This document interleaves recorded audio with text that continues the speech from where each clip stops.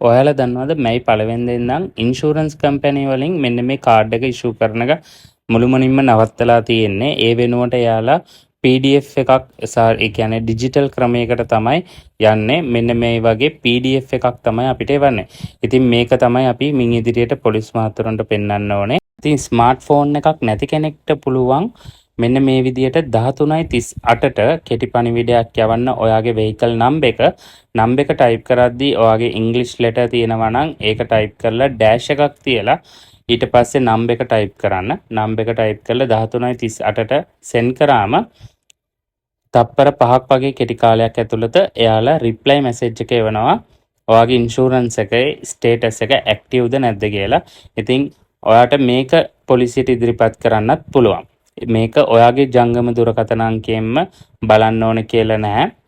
ඔයාට ඕනම කෙනෙක්ගේ ජංගම දුරකථන අංකයකින් මේ කෙටි පණිවිඩය ඔයාගේ වෙහිකල් නම්බර් එක යවුවම ඔයාට රිප්ලයි මැසේජ් එක එනවා. වීඩියෝ එක හොඳයි කියලා හිතනවා නම් ලයික් එකක් දාන්න, පේජ් එක ෆලෝ කරන්න, ඔයාගේ යාළුවටත් මේ වීඩියෝ එක ෂෙයා කරන්න.